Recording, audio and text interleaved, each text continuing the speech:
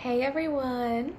So firstly, I'm going to be reviewing Again But Better by Christine Riccio, and I have the book right here.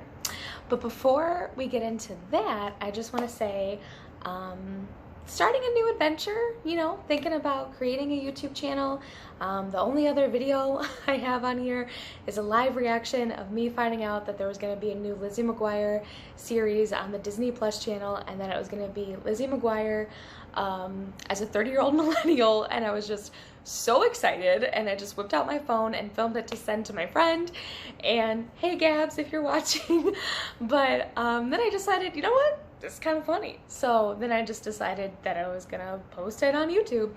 But then I've been thinking about creating a YouTube channel for quite some time, and I finally decided, let's just go for it, I saw one of my friends posted something that said there's only 3 months left in this decade, and she says, so do whatever you want. And I realized, you know what, it's true.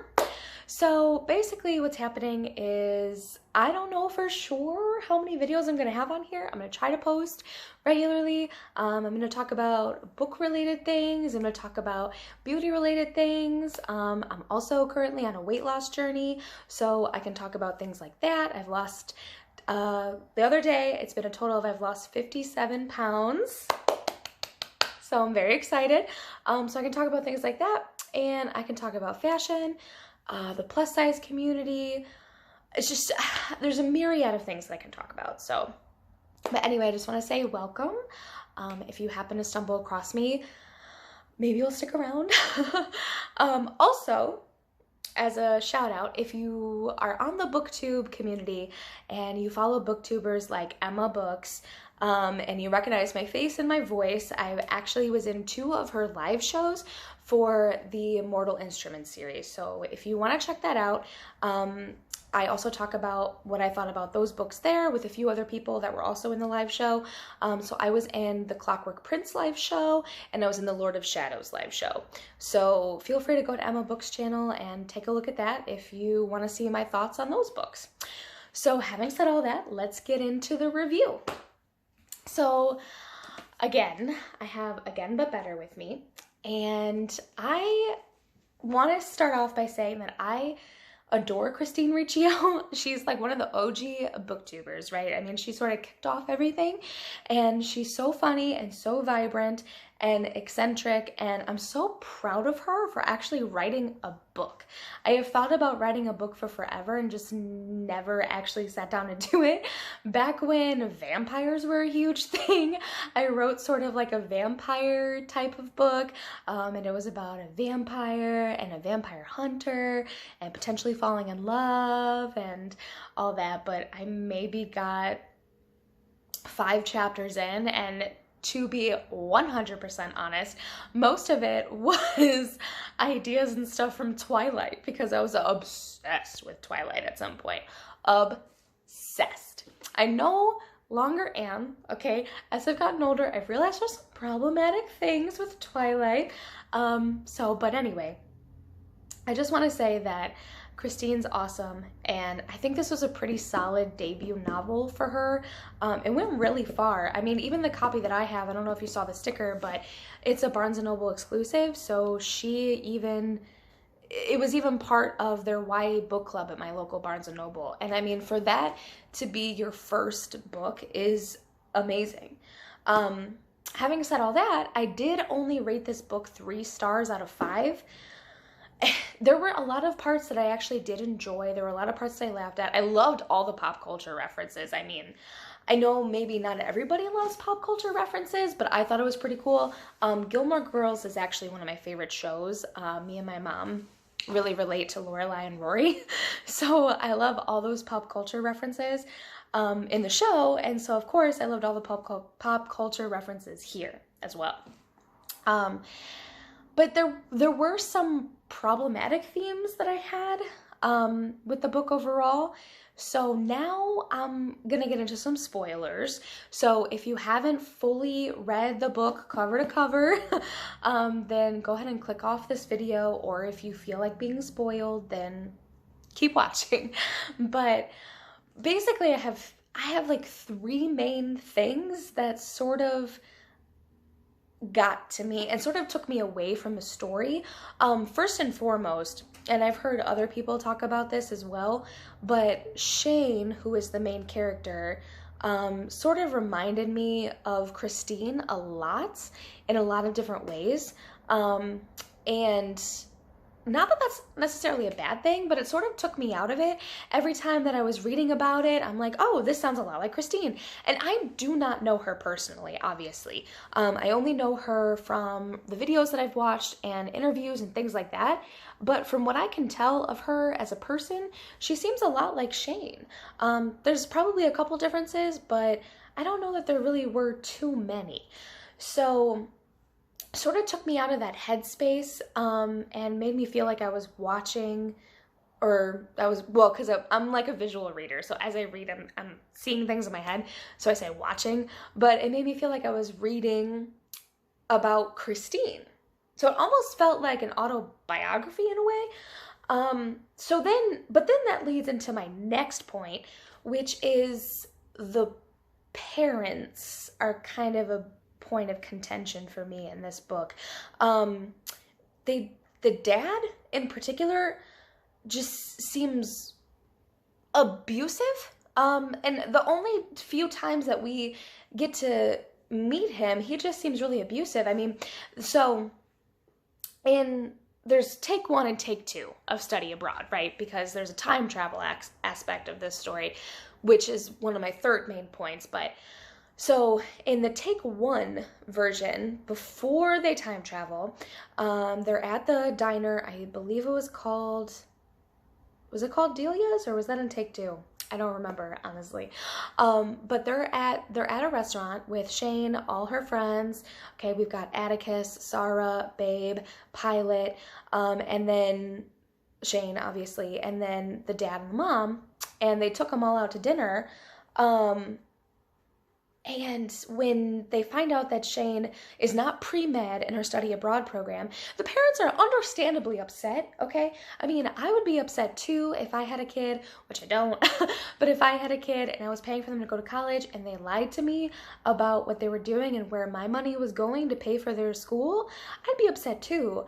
But the dad just overreacted, called her a little...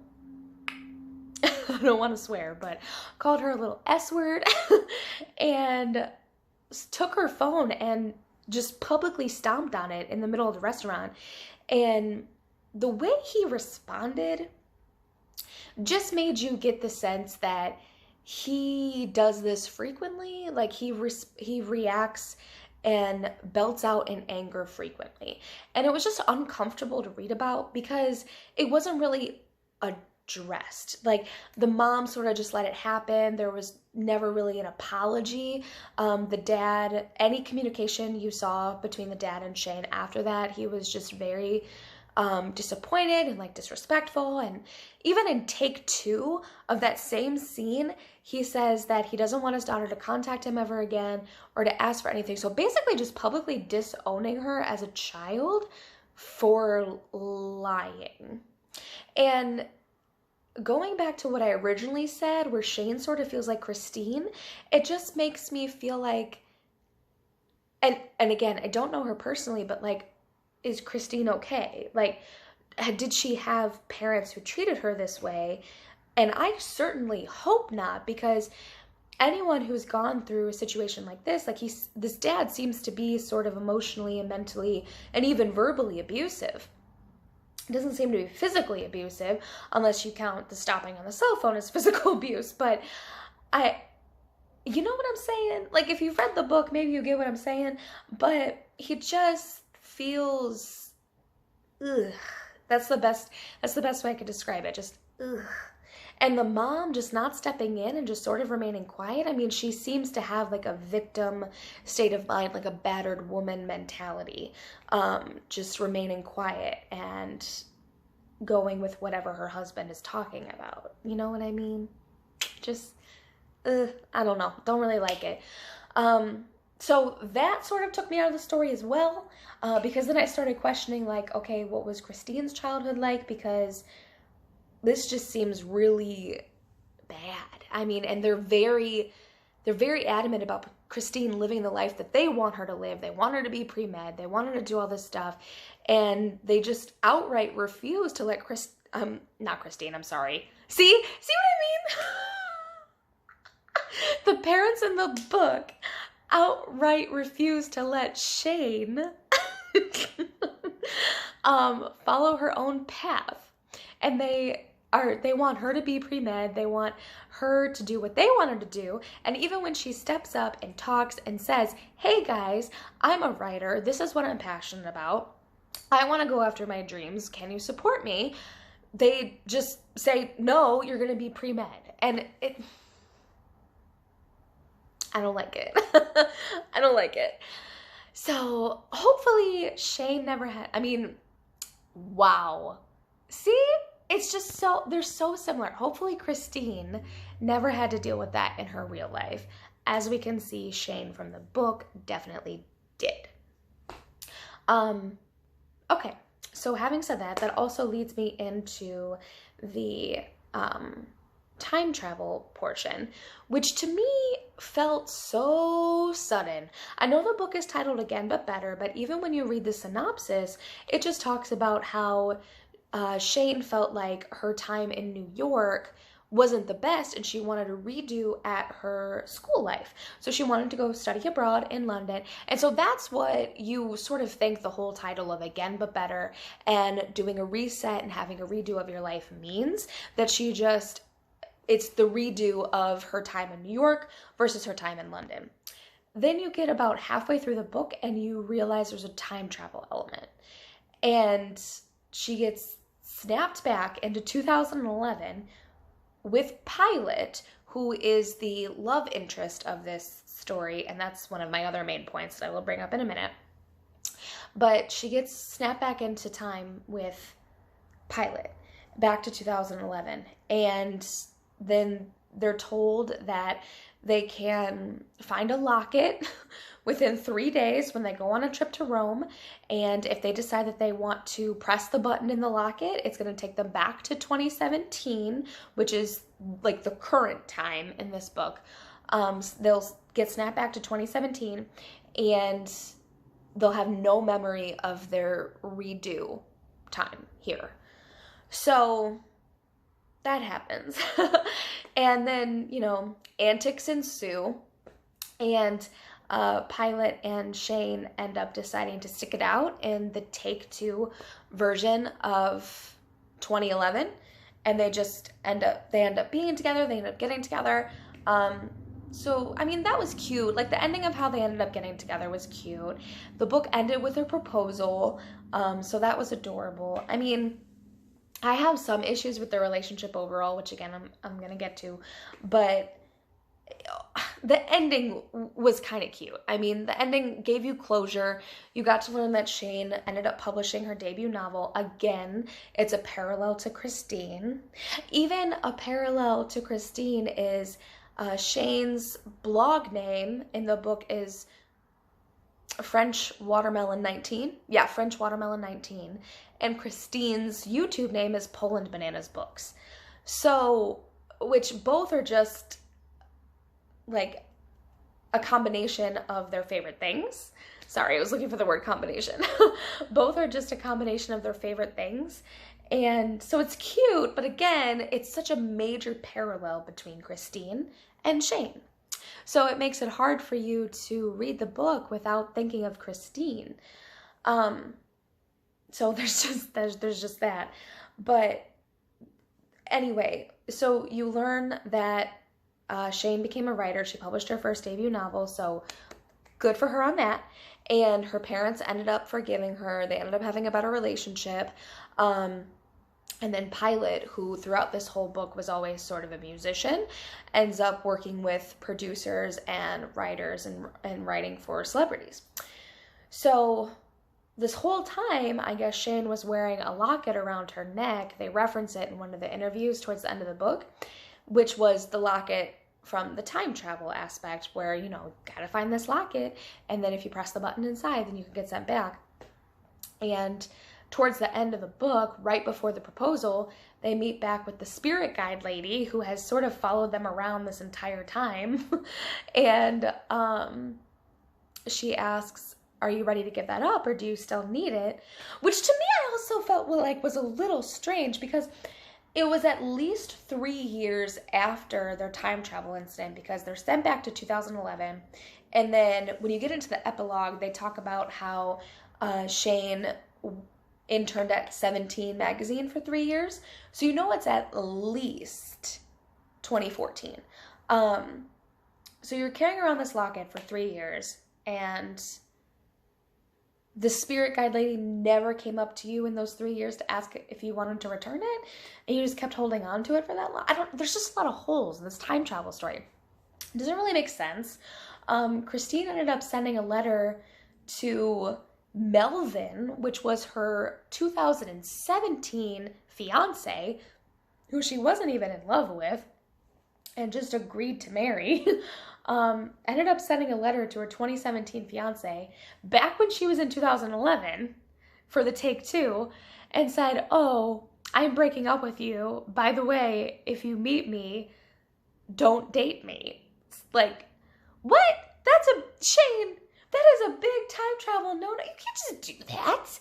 You can't just write a letter to someone and be like, hey, you don't know me, but in late 2015 or 2016 or whatever she said in the letter, you're gonna meet me, and so like don't date me and avoid Shanes in general. That's what she said. Highly problematic. It's just, which leads me into my next point of the whole Pilot and Shane relationship, which was just awkward to me. It was just sort of weird to me. First of all, when you first meet Pilot, he has a girlfriend, but he's not upfront about it, so he sort of kept that hidden from Shane. And then Shane still sort of tried to pursue him, even though she knew he had a girlfriend, so that's an issue that I have. And then when it's the original 2017, right before the time travel incident, Shane decides to just show up to Pilot's place of business, even though they really haven't talked since 2011. And even though she's engaged to Melvin, she just decides to show up at Pilot's place of business, and they go out for coffee, and she just starts talking to him, and she just admits to him like, hey, I loved you.